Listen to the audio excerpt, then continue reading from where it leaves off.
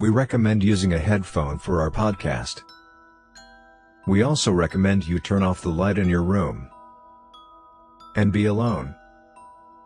It will give you the best experience through the paranormal universe. Het Steen, the stone in English, has been on my bucket list for years. Normally, the old prison of Delft is not open to the public, but there are exceptions during school holidays. Medieval city prison Het Steen was constructed in the 13th century. Its foundations were created in 1250, the year that Delft received city rights. The name Het Steen simply comes from the fact that it was the first stone building in Delft. All the other buildings were made from wood. The prison is nothing more than a tower, but 2 centuries after it was constructed, the city hall was built around it. So, today the building is quite impressive.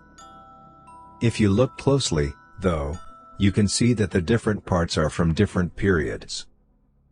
Today, most of the tower is used as an office.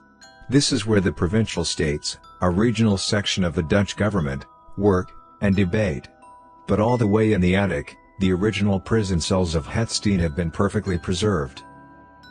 You literally step back in time when you enter the dark prison cells. The walls are extremely thick and the original window has 7 layers of bars to prevent people from escaping. One would never stay long at Het Steen, you simply awaited your verdict. The prison itself consists of 2 separate cells. The cells are separated by an open wall, so one could see, touch and smell the others. The cells were dark, cold, and empty apart from some straw to sleep on and a bucket for human waste. It must have been awful up there. All the way up in the main cell, there was a small coffin-like area named the choke room. If a prisoner misbehaved, he or she had a good chance of ending up in the choking room.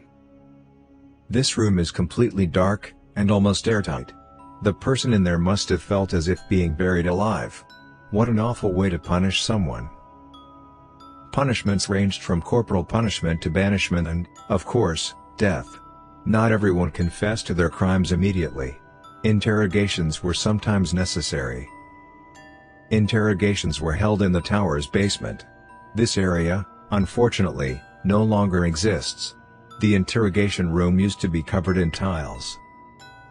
The same can be seen in the torture chamber, because that's what the interrogation room was, of the prison gate.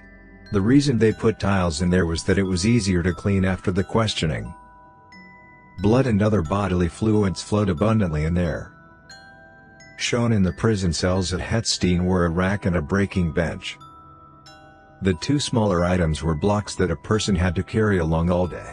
These torture devices weren't usually on display in a cell, but they would be found in the interrogation room.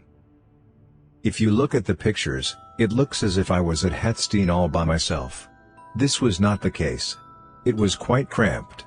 So, I had enough time to take a look at the prison walls.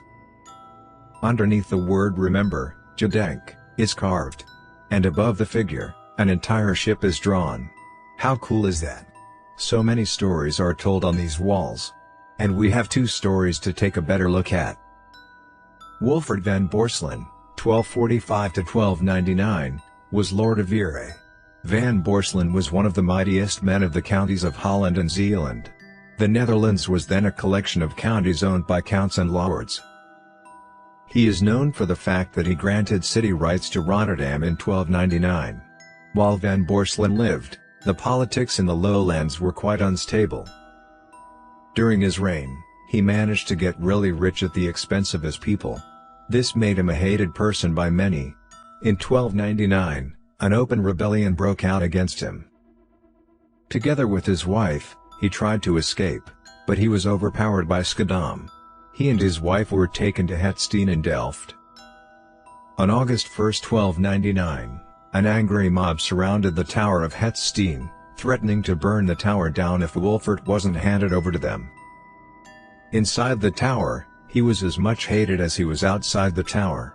So, his cellmates pushed him out of the window and Van Borselen tumbled down. Het Steen is a high tower, but not too high. So Van Borselen survived his fall. Well, he would have been better off dead, because the angry crowd literally tore the man apart. the spot where Van Borselen met his end is now a thriving and lovely restaurant. Another story that has ties to Het Steen is the story of the murder of Willem van Oranje, 1533–1584. He was the Count of Nassau-Dillenburg and the statesman and military commander who played a key role in unleashing the 80 Years' War.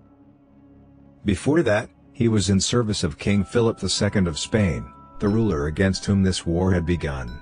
It is safe to say that he committed high treason against his ruler. When Philip II found out what Willem van Oranje had done, he put a prize on his head: 25,000 gold coins, and the promise that the traitor's killer would be canonized. Once Willem van Oranje became aware that there was a prize on his head, he became scared. In the meantime, he had been promoted to the leader of the revolt, so he needed a safe haven. He found refuge in the Agatha Monastery in 1572. From here, he continued his work against King Philip II. Several attempted attacks to kill van Oranje were made, but none were successful. Until Balthasar Gerards pulled the trigger on July 10, 1584. Thank you for watching. We upload new episodes every other day. Subscribe to join the haunted journey.